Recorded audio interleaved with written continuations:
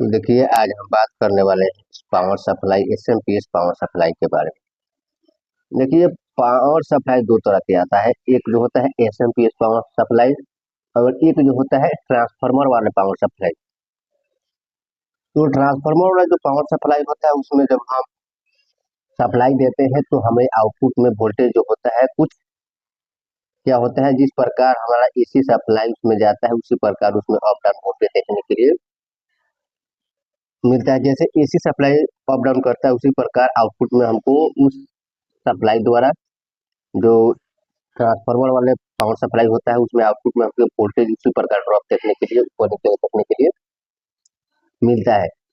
लेकिन इसमें क्या होता है, ये जो एसएमपीएस पावर सप्लाई होता है इसमें क्या होता है कि जो एसी 220 वोल्ट इसमें इन कराते हैं तो हमारा इस बोर्ड का जितना रिक्वायरमेंट हो, जैसे 12 वोल्ट 5 वोल्ट जितना भी वोल्टेज इसमें यहाँ पे दिया गया होगा उतना वोल्टेज हमारा एक्सट्रेबल देखने के लिए मिलेगा, ना कम ना ज्यादा। हमारा जो भी वोल्टेज यहाँ पे आउटपुट होगा हमारा फिक्स वोल्टेज देखने के लिए मिलेगा। यही हमारा जो दोनों में डिफरेंस है। और एसएमपीएस पावर सप्लाई जो होता है वो कुछ इस प्रकार से देखने के लिए आपको मिलेगा। तो चलिए आज हम एसएमपीएस पावर सप्लाई के बारे में कुछ पॉइंट समझने वाले हैं। तो एसएमपीएस पावर सप्लाई जो होता है, जब यहाँ से हम 220 वोल्ट एसी यहाँ से इन कराते हैं तो ये हमारे यहाँ से कुछ इस प्रकार यहाँ पे एक फ्यूज लगा हुआ है, फ्यूज रेजिस्टेंस लगा हुआ है। यहाँ से होकर और कुछ इस प्रकार रिले जो यहाँ पे क्वायर लगा हुआ, क्वायर के माध्यम से होते हुए हमारा इस साथ ब्रिज रेक्टिफायर है, ब्रिज रेक्टिफायर से होते हुए हमारे इस फिल्टर का फिल्टर पे आता है, जिस फिल्टर का वैल्यू है 33 मिमी और 450 वोल्ट। जब यहाँ पे आता है तो आगे इसके बाद क्या होता है, प्रोसेसिंग इस आईसी के पास आता है। जो पहले हमने इस आईसी का वीडियो अपने यूट्यूब चैनल पर अपलोड किया है। ये जो आईसी होता है D125T35, ये जो आईसी का नंबर होता है D125T35, ये जो आईसी होता है 8 पिन का होता है। अब इस आईसी के बारे में हम समझते हैं। तो ये जो आईसी होता है यहाँ पे देखिए डॉट लगा हुआ है, यहाँ पे कट का निशान है, आप देख रहे हैं कि यहाँ पे कट का निशान है। तो कट के निशान की वजह से हमारे यहाँ से 1 2 3 4 4 5 6 8 इस प्रकार से काउंट किया जाता है आईसी को।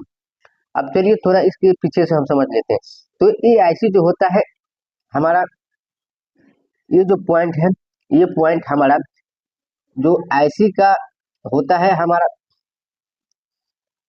फर्स्ट फर्स्ट यहाँ पे फर्स्ट और सेकेंड, ये जो हमारा आईसी होता है फर्स्ट और सेकेंड, ये हमारे जीएनडी से कनेक्ट होता है। हमारे सर्किट में जो लगा है ये सर्किट के बोर्ड के जीएनडी के साथ यानी ग्राउंड के साथ ये फर्स्ट और सेकेंड कनेक्ट रहता है।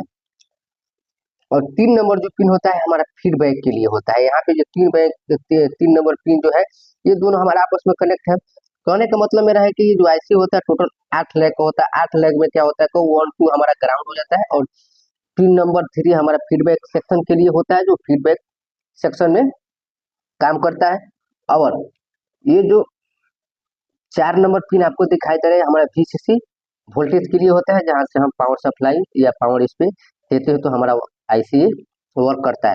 और यहाँ जो 5 से लेके 8 तक आपको जो पिन दिखाई दे रहा है ये पिन आपस में पूरा शॉर्ट होता है, ये हमारे आउटपुट के लिए होता है। यहीं से हमको आउटपुट मिलता है, यहीं से हमको आउटपुट मिलता है, जो आउटपुट सीधे हमारे ट्रांसफार्मर के एक लेग से यहाँ पे कनेक्ट है। आप देख रहे हैं कि यहाँ पे एसएमपीएस ट्रांसफार्मर लगाया गया है, तो इस ट्रांसफार्मर से हमारा एक लेग यहाँ पे कनेक्ट है और दूसरा कुछ इस प्रकार से यहाँ से फिल्टर के नेगेटिव से कुछ इस प्रकार से पॉजिटिव के साथ इस प्रकार से ये सीधे हमारा जो फिल्टर का फिल्टर है इसके पॉजिटिव से कुछ इस प्रकार से गया, यहाँ से कुछ रेजिस्टेंसों को द्वारा लगाकर यहाँ पे हमारे दूसरे पिन से अटैच है। और ये जो है ग्राउंड को हमारे इस प्रकार से सर्किट को डिजाइन किया गया है कि जो हमारा आईसी ग्राउंड को कंट्रोल करके हमारे इस एसएमपीएस ट्रांसफार्मर को दे रहा है। तो जब ये आईसी क्या करता है कि जब इसको 220 वोल्ट यहाँ पे जब इसको मिलता है तो ये हमारे फिल्टर का फिल्टर इसको डीसी बनाकर जब आईसी को देता है तो ये आईसी हमारा क्या करता है, ये आईसी हमारा ये आईसी जो लगा होता है इस ट्रांसफार्मर को स्विचिंग कराने के लिए हाई फ्रीक्वेंसी पर इस आईसी को ड्राइव करता है। ये आईसी इस ट्रांसफार्मर को ड्राइव करने का काम करता है। जब ये आईसी को ड्राइव करता है तो ड्राइव करने के बाद जब आगे हमारा वोल्टेज आता है यहाँ पे कंप्यूटर लगाया गया और ऑटो कपलर लगाया गया, जो ऑटो कपलर कुछ 4 लाइक होता है जो हमारे ऑटो कपलर से इस सर्किट को जोड़ने का काम करता है।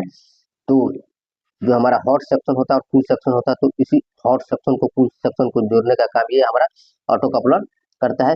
जिस ऑटो कपलर का वीडियो पहले ही अपने यूट्यूब चैनल पर अपलोड किए हैं, वहाँ पे आप जाकर देख सकते हैं कि ऑटो कपलर किस प्रकार से काम करता है और इसका पिन आउट क्या होता है।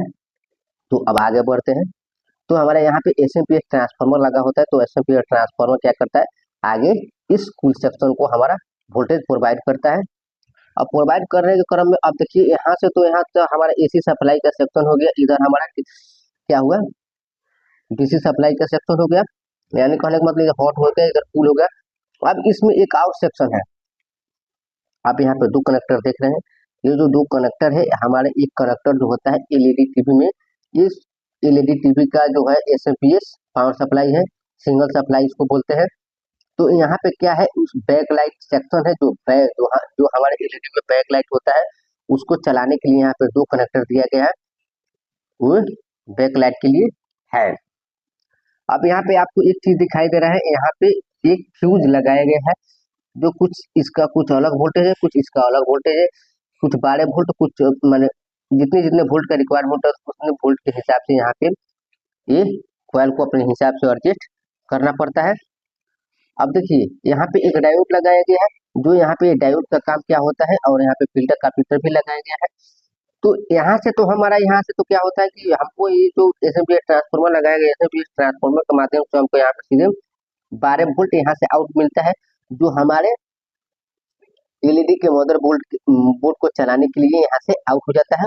यहाँ पे हमको 12 वोल्ट मिलता है, तो हमको 12 वोल्ट वो सीधे एलईडी को चलाने के लिए, उस मदरबोर्ड को चलाने के लिए निकल जाता है। अब वही 12 वोल्ट से हमको यहाँ पे क्या करना पड़ता है, इन्वर्टर सर्किट बनाकर, और यहाँ पे हमको क्या करना पड़ता है कि एलईडी के बैक लाइट सेक्शन को चलाने के लिए यहाँ पे देखिए एक यहाँ पर रेगुलेटर लगाया गया है, जो ये हमारा इन्वर्टर सेक्शन का सर्किट है। यहीं से हमारा इन्वर्टर सेक्शन जो काम करता है, और यहाँ पे इस डायोड को जो 12 वोल्ट मिलता है, तो यही 12 वोल्ट हमको क्या करता है, कुछ इस प्रकार से इसको देता है, और देने के बाद क्या करता है, यही बैक लाइट सेक्शन हमारा यहाँ पे जो बैक लाइट के लिए वोल्टेज है 70-75 वोल्ट, वो यहाँ पे हमको देखने के लिए मिलता है, जिससे हमारा बैक लाइट जो होता है वो आसानी से ग्लो कर जाता है और पूरे सर्किट हमारा वर्क करने लगता है, और हमारी एलईडी भी काम करना शुरू कर देता है। तो कुछ इसी प्रकार से जो होता है ये एसएमपीएस पावर सप्लाई काम करता है।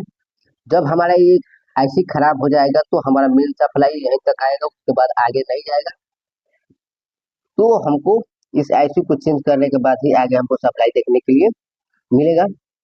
तो इसी प्रकार से ये काम करता है। तो आई होप कि वीडियो आपको पसंद आया होगा, पसंद आएगा तो प्लीज एक लाइक कर दीजिएगा, और चैनल पर नए हो तो चैनल को सब्सक्राइब भी कर लीजिएगा इसी प्रकार का वीडियो देखने के लिए।